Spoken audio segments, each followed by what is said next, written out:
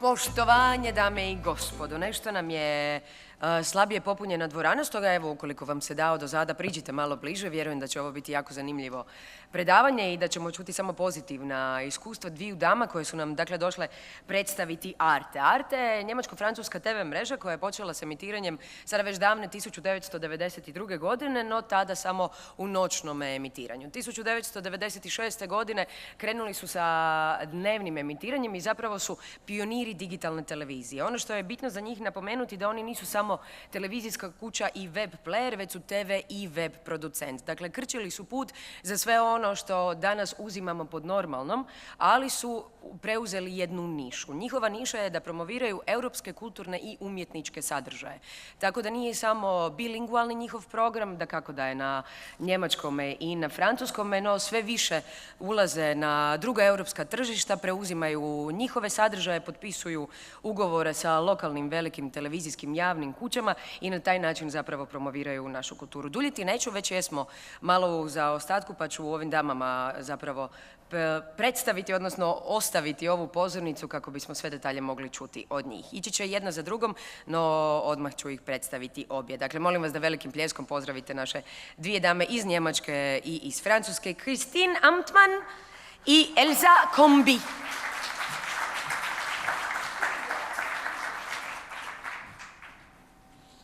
Hello everybody, dobar dan.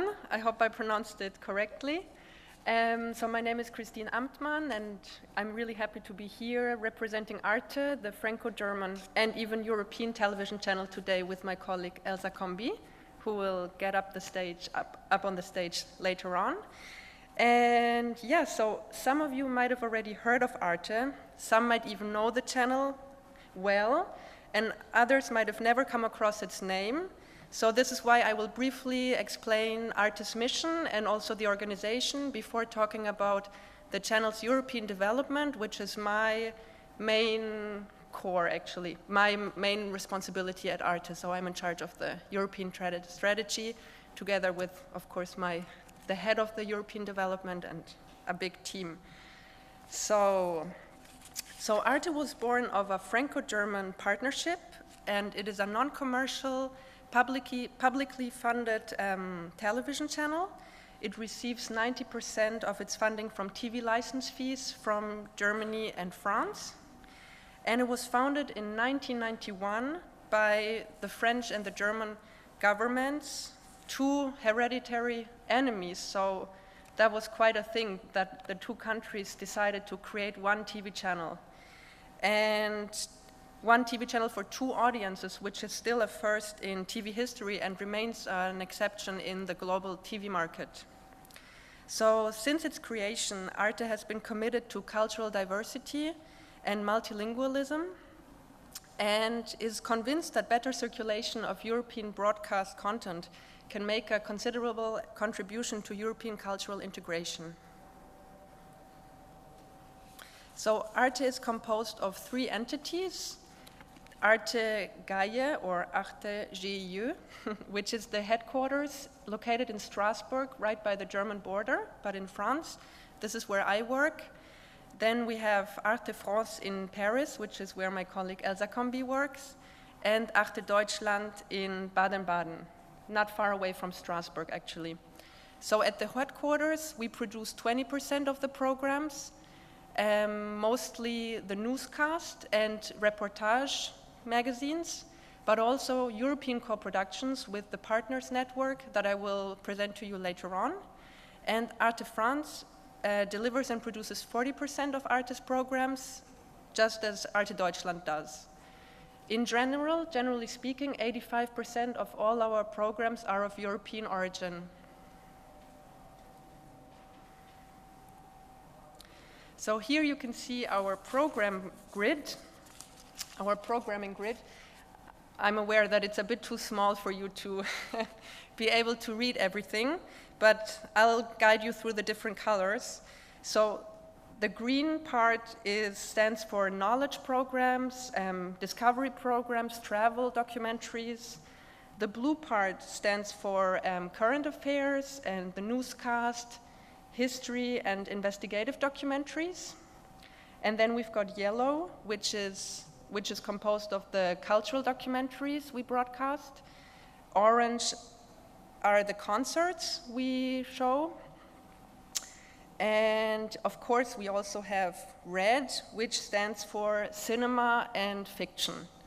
So as you can see, we mostly actually, we have a big focus on documentaries. That's really the core of the channel's identity, but also cinema, fiction is very important to Arte too.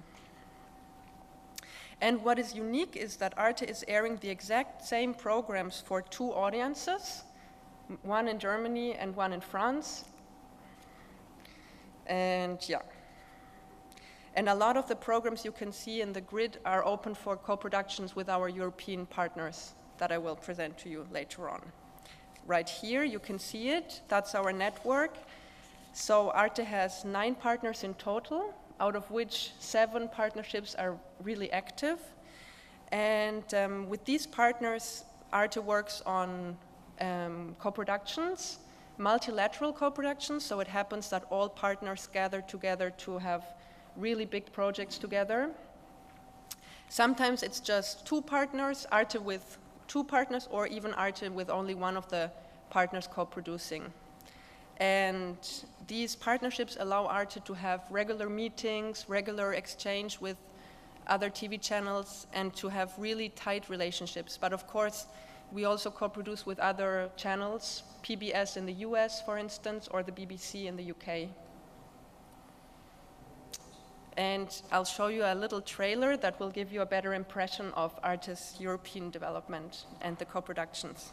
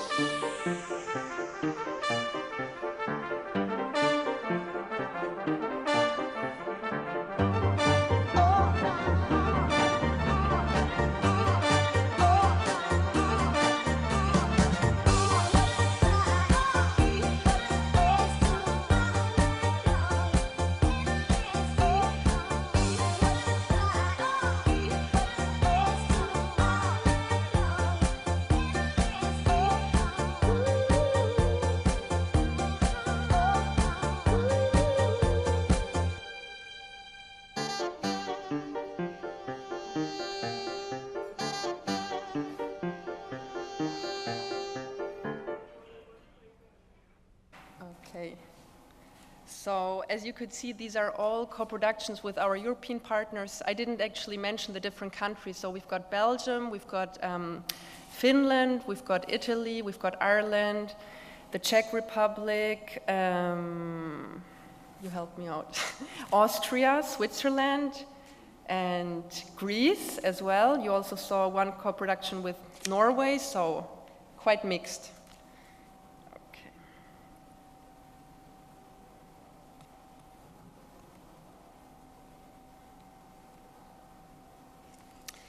So Arte is really European in its programming, in its mission, and also in its distribution, because Arte, you can watch Arte all over Europe, à la carte, with the app for most smart TV apps and mobile devices, so mobile phones, tablets. And you can also watch Arte in 28 countries across Europe via satellite, cable, and DSL, and in France and Germany on all devices. So now I'm going to show you some figures about our market share. These are the figures outside of France and Germany, because I'm concentrating on the European development. So France and Germany are our core countries, as I mentioned before. So in Belgium, we have a market share of 1.6%, in Austria 1%, in French-speaking Switzerland 1.4%, and in the German-speaking part of Switzerland 1.6%. So this is only the television market share. And these are all, of course, French and German-speaking countries, which are the languages we broadcast via television. Now on the right side, you can see our video views. So we've got 6 million video views per month on an average outside of France and Germany. And our top countries, you can see the list here. And I also brought you some figures, audience figures in Croatia. I thought you might be interested. So here you can see that we've got an average of 3,267 video views per month. Not bad. So there are some interested people, might also be some tourists, maybe a small diaspora as well, or Croatians themselves, obviously, who speak French and German, and also English, which is what I'm going to talk about later to you. But we also have programs subtitled online, so besides French and German.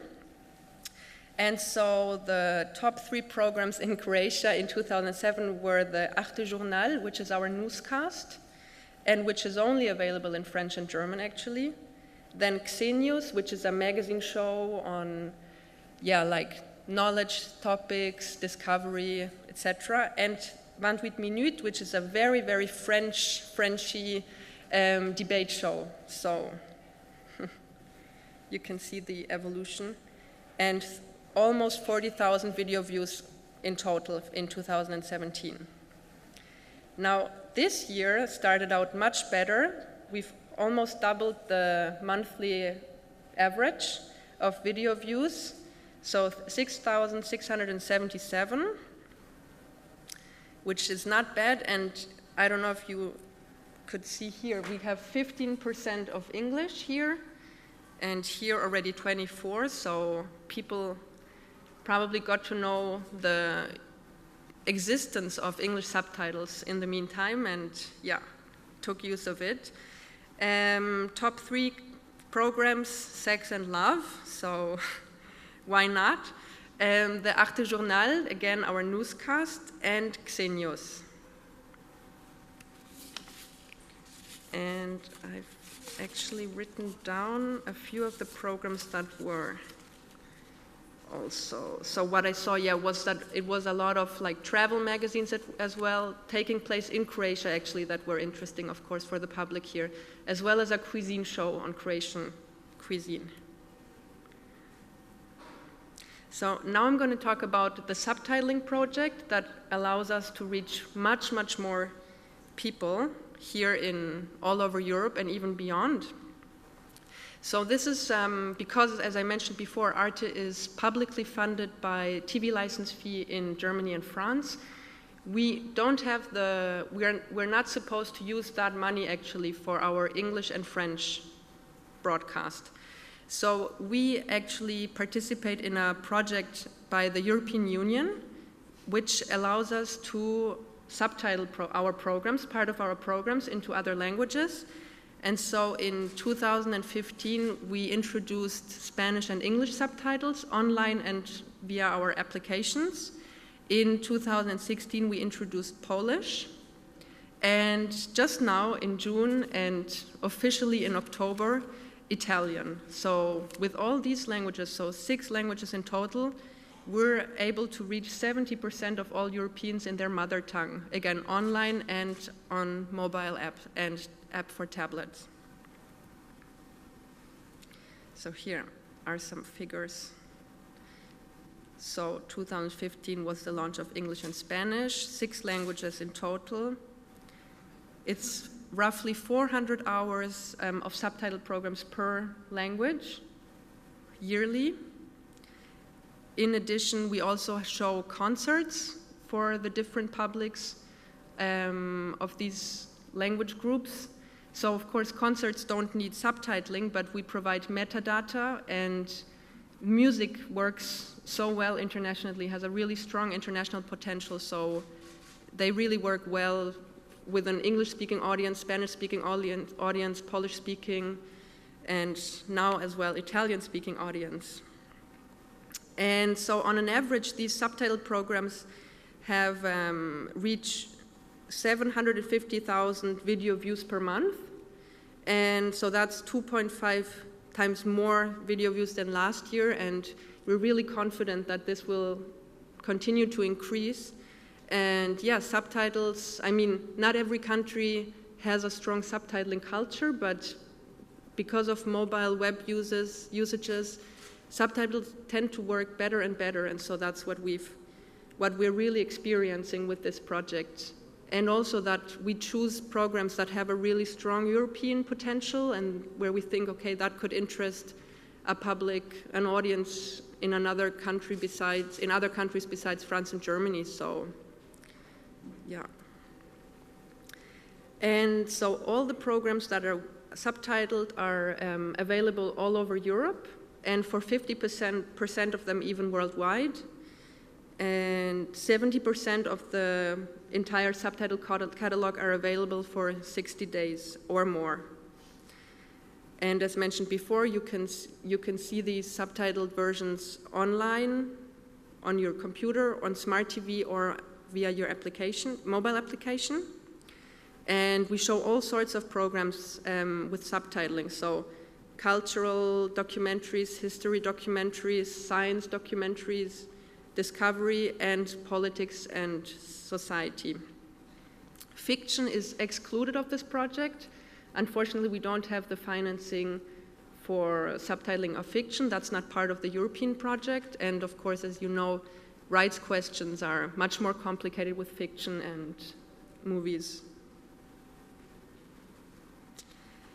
To make this happen and to allow for a media to become more European, more international, we decided to hire people actually whose mother tongue would be part of the project. So we've got a Spanish person, a Polish person, somebody from London who moved to Strasbourg, and an Italian person working in our teams to check the subtitles, to edit the website, and to give an insight of their culture, to know what could be programs that could work in their countries. So that really helped us to have an authentic idea of how to reach a public in these new target countries.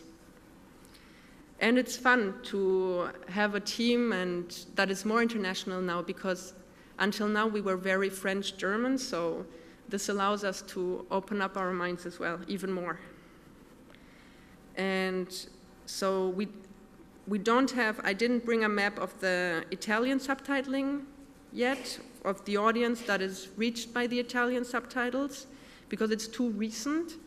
But here you can see that the English subtitling, that's the map on the top, is working quite internationally, not surprising since English is a global language. Polish works, of course, best in Poland, but also in countries where there's a big Polish diaspora, as in Germany, France also, the US, the UK. And then Spanish obviously works best in Spain, but also in Latin America and some other countries that also have a Spanish diaspora. So, of course, as you know, the internet is full of offers and full of websites, so it's a very, very competitive marketplace.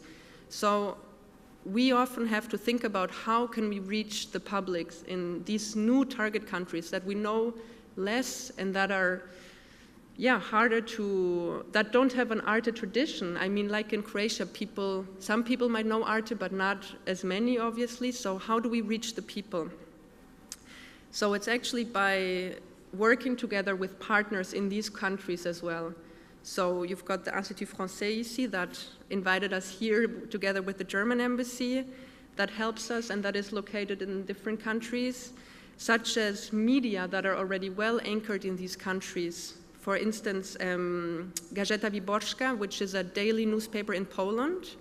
We have a really strong partnership with them. They embed programs on their website that are subtitled in Polish.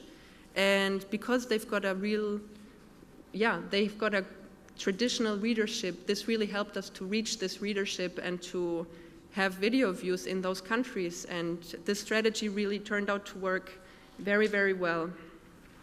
Obviously, we also have partnerships with festivals in these countries to be physically present, to show our programs.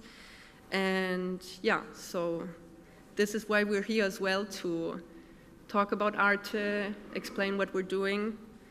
And so we also organize screenings where we also invite people from the artistic world in these countries. So producers, directors, people who also have like a multiplicative role to play in these countries.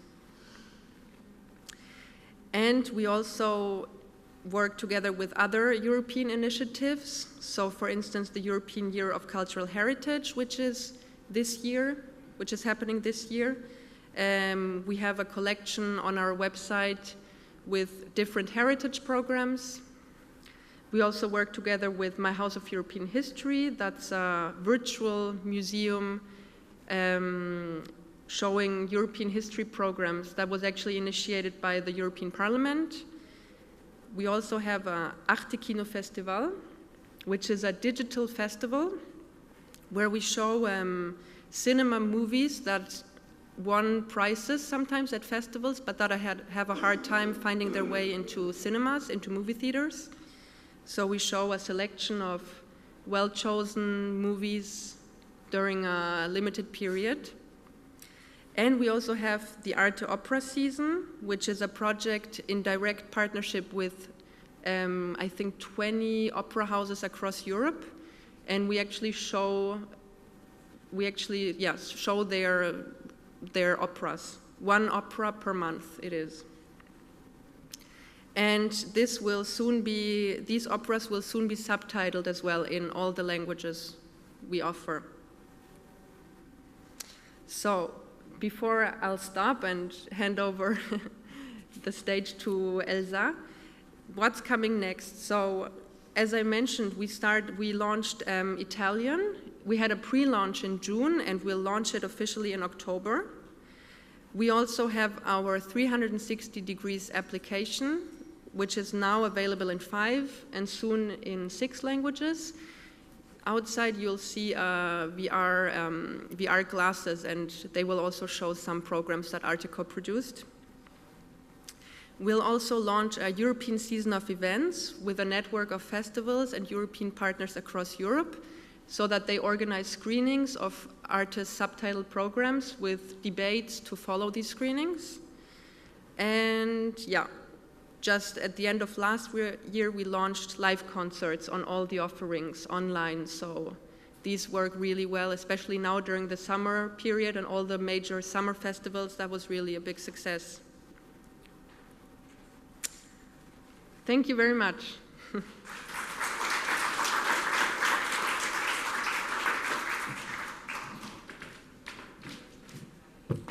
Hello, dobar dan. Trying to.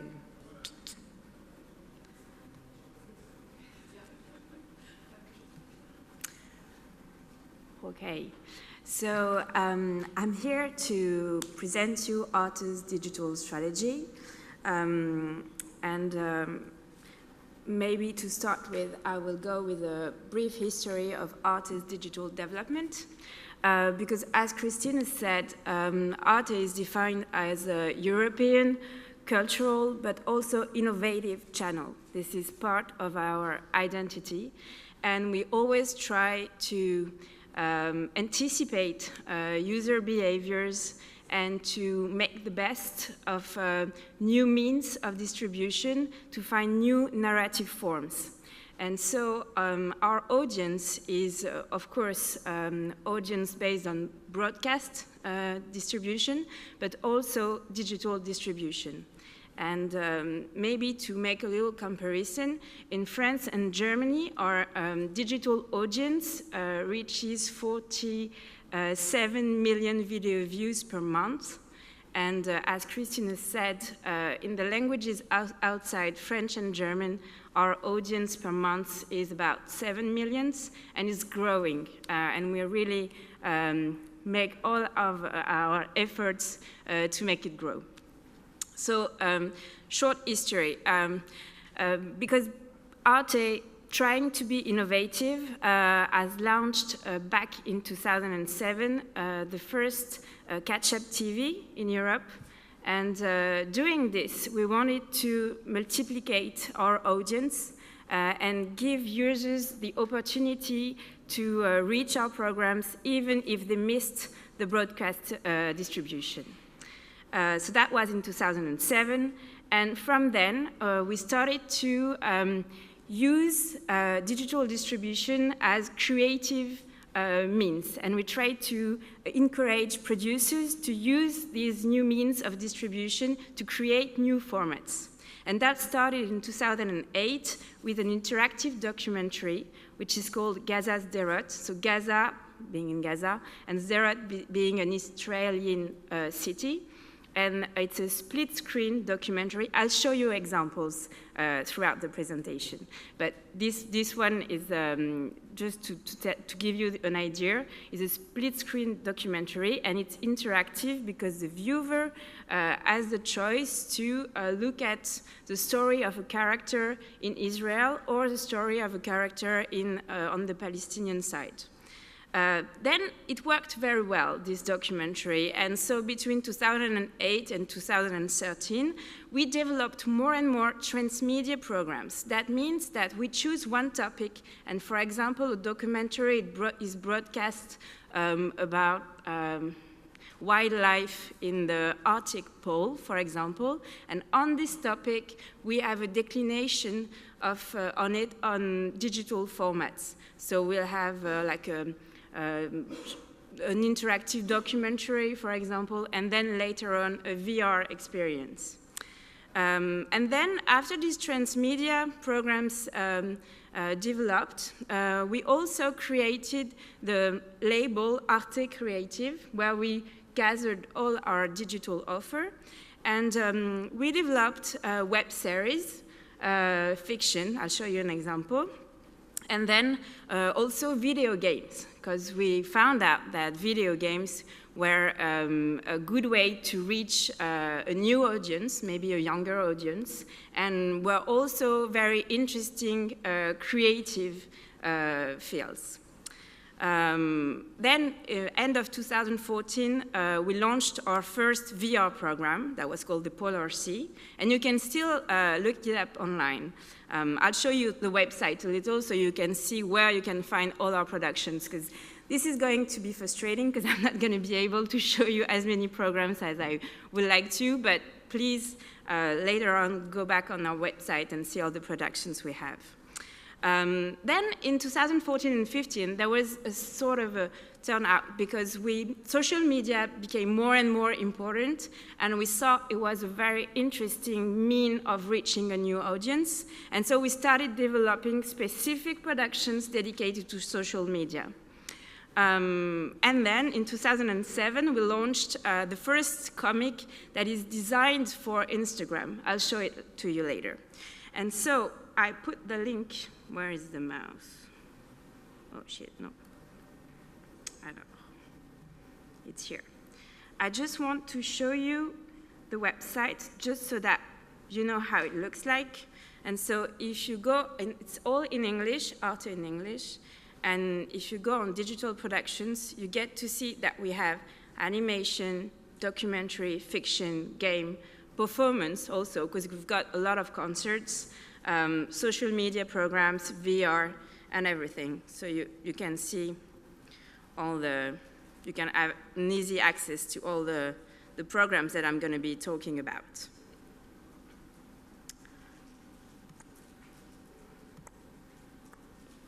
So why are we doing this digital strategy? Why not stay only on broadcast distribution? Our first aim is to give access to a wider audience to our programs. We think our programs are great, but they're not that great if nobody sees them.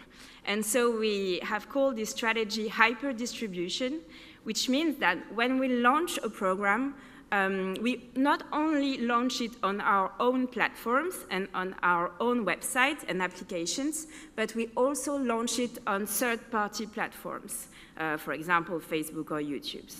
And for us, this is a means to reach an audience that does not necessarily know Artes.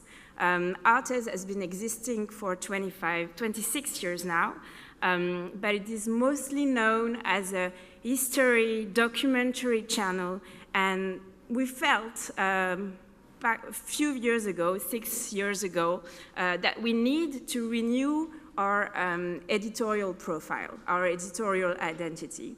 And using digital platform and social media is a way to renew this identity.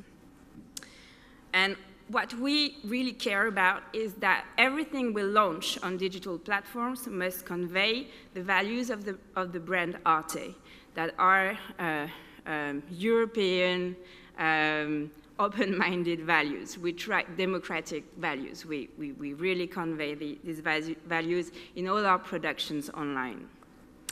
Then, what kind of productions do we make on digital platforms? I'd say we have 3 categories of content. The first categories are contents that are produced specifically for social media. And in this category, you find programs that are linked to programs that we broadcast. And then these digital contents are used as promotion means.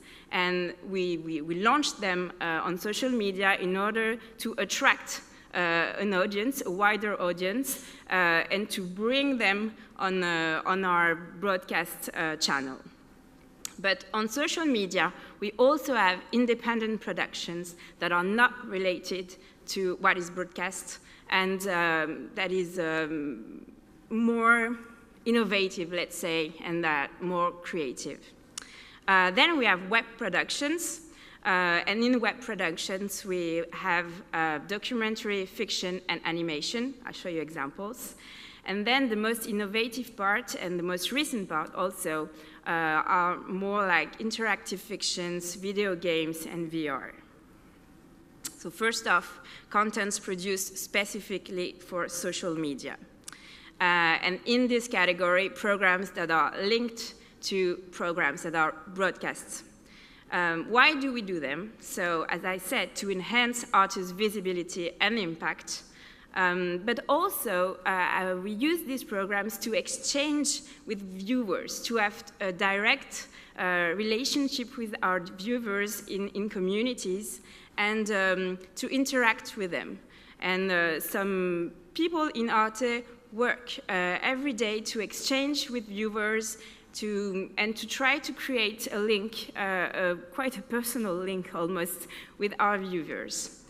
And to do that, we reformat TV programs that we broadcast, but we shape them so that they coincide with social media. So I'll show you an example.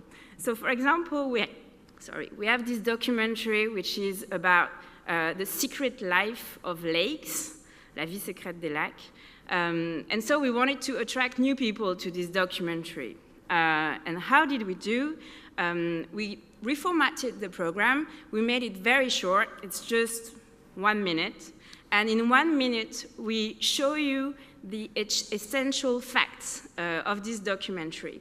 And as you can see on the images, we used the classical Facebook format. So we put text, because most of people watch programs on Facebook maybe when they are at meetings, so they can not have the sounds, they just read the text on the programs.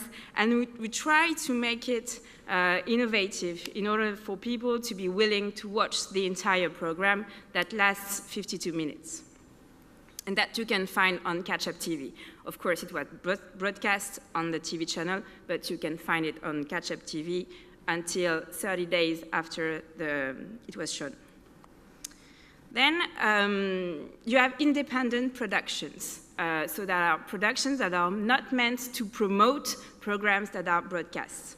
And then we produce them specifically for online platform. And the idea is that the audience that is on social media may not know Arte, as I said, and we try to interest them and to show them that culture can be something else, can be something funny, and culture is not boring. I mean, to put it in a nutshell. And that's where we try to be innovative and give producers and artists a new means of expression. And there is an example that is, as I said, the first comic that was released and edited for Instagram. So it's called Summer, and it had 2 seasons. Last summer was the first season. So you see every day when you subscribe to the account on Instagram, you see images of the program in short stories. And every day you go further in the comic, and we try to do teasing, and we try to attract the audience so that they want to know what's going on next. And it worked very well last year. And so this year we made season 2, with also a declination in English. So because the first season we only did it in French and German, and since it reached a wide audience, we subtitled it in English. So I'm going to show it to you.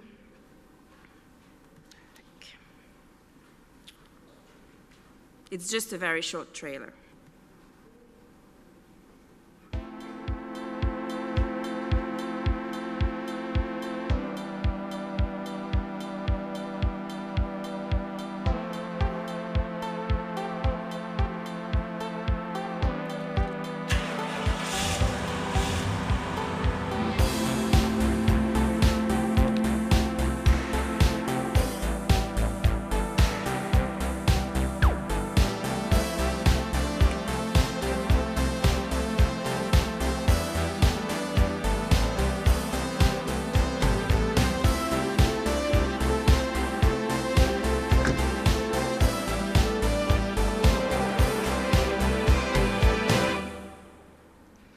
So as you can see, we use vertical images, and we try to fit in the Instagram format.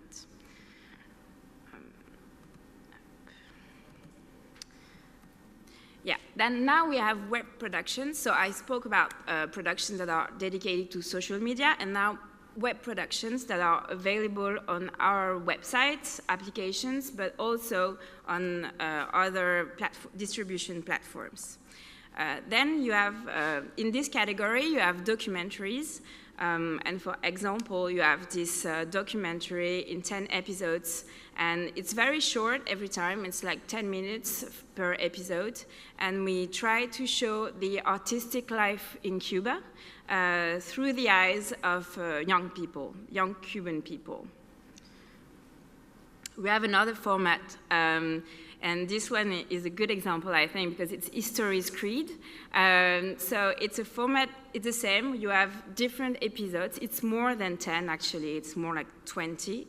And which shows this character that is at the center of the image. Is a YouTuber and is a specialist of history. And his idea is that he learned a lot about history while playing video game. So his idea is to confront what he learned about history in video games and how it really happened. And so in all the different episodes, it starts from a video game that is very famous usually, and it derives to a historical event. Then you also have fiction.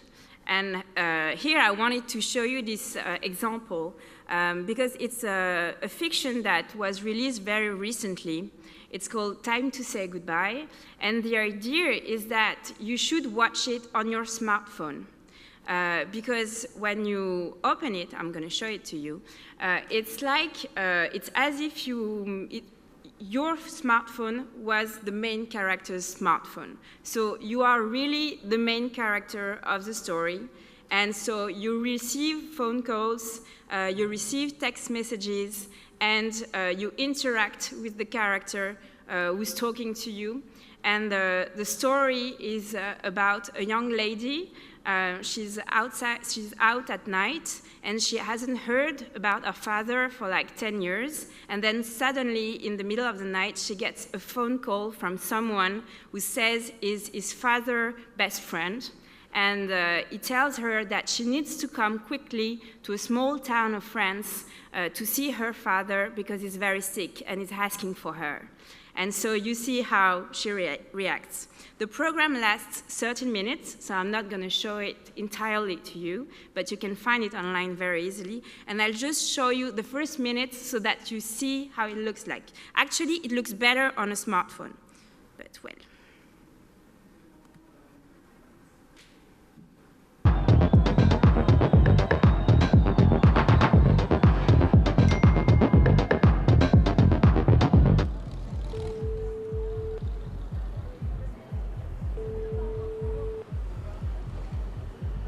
Allô? Vous êtes Clara? Vous êtes qui? Non, pardon de vous appeler en pleine nuit. J'ai essayé de vous joindre plusieurs fois. Je suis Paul. J'appelle de la part de votre père. Pour que vous puissiez venir le voir, c'est extrêmement urgent. Vous appelez de la part de qui? De Henri, votre père. Allô? Allô? Oui. Vous pouvez venir? Non, je viendrai pas.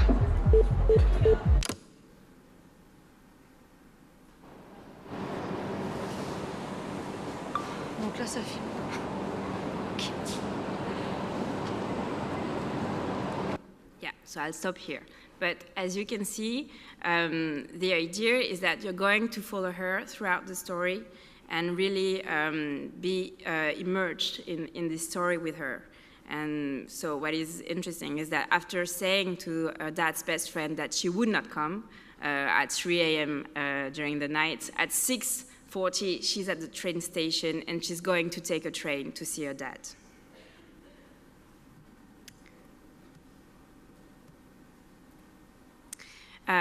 Outside of fictions, we also have short programs. And when I say short, all our programs, all our digital programs are rather short. Usually they last between 10-15 minutes, but we also have very short programs that last 1 minute or 3 minutes that are very short. And this is where we try to be funny. We try to reach an audience that is not necessarily interested in long historical documentaries, and we try to bring them innovative forms of cultural contents that can be funny. So I'll show you an example. For example, we have this program, so I'm very sorry because it's only in French and German, so I can't show it to you in English, but the name is Ploop, and Ploop is actually the sound that a text message makes when it comes to your smartphone, Ploop. And so this short program is only exchanges of text messages between people, and it's always very short, and it's funny exchanges about how it's sometimes very hard to combat autocorrect. You know, when you try to send a message and your iPhone keeps correcting the spelling and then it doesn't mean anything. That's an example. So I'll show you maybe if it works, because I'm not sure. Yesterday it wasn't. Attends. Tac.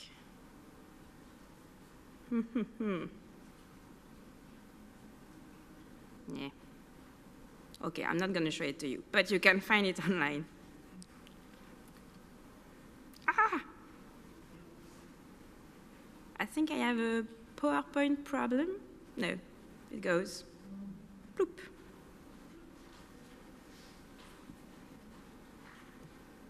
No. Yeah, for some reason it doesn't work. I don't know. It works on my computer, I want to say, so you can go on your computer and find it. We have another short format that is called Pigeon and Dragons. I show it to you because it's an animation. And so the idea is that it's interactive because the audience is called to send ideas of villains of the series. And people can send the worst character possible, and if their idea is selected, they will see it online. We will make the episode with their villain. And now I'll go more into interactive fictions and video games. This is maybe the most innovative part of Arte's production. And we try to co-produce cultural video games. And maybe the best thing is for me to show an example. Last year, we launched an interactive fiction that is called Bury Me, My Love. And it's interactive because it's an animation where you follow the journey of Noor, a young lady who's leaving Syria. And she's leaving back her husband, Maj, and they are communicating via text messages. And so he's guiding her in her journey to cross the Mediterranean Sea and to arrive to Europe. And you are, the viewer, is Maj, and so he's giving her advices on whether she should go through this country or that country, and is supporting her. I'll show you quickly the trailer.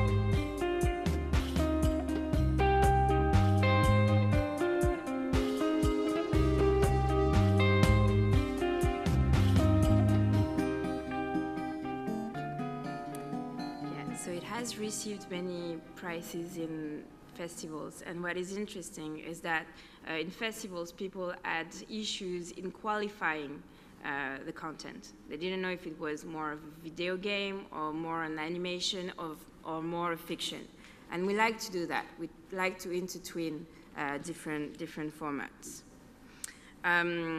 You have virtual reality productions, and I would like to bring your attention to the fact that there is a VR corner just outside with masks. So if you want to see VR programs, I don't have time now to show them to you, but you can go there and see some of them. As a conclusion, I would like to sum up things. So our digital strategy is aimed at reaching a wider audience and is really based on users' behavior. We really try to anticipate and to adapt to how people watch content. And since we have seen that more and more people watch contents online, we want to be there and to be present there. It implies for us to have a multi-channel approach, to be available on all the different platforms. And we have to daily update our digital contents, and we try to adopt a playful approach. And that's why we use also video games. And that's it. Thank you for your attention. Voilà. If you have questions, Excellent please. Croatian. Thank you very much for your presentation. Unfortunately, we have time for only one question, and it is here. Thank you.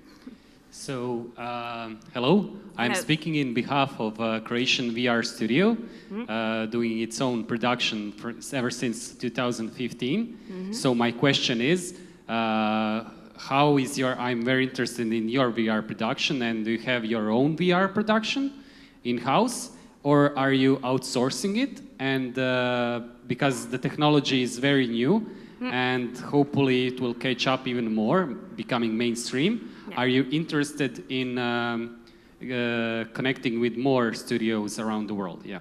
Absolutely. We don't have in-house production. All our productions are outsourced. We worked with independent producers in all the fields, not only in VR, but also in cinema, fiction, etc. As regarding VR, we are trying to widen all the time the producers we're working with.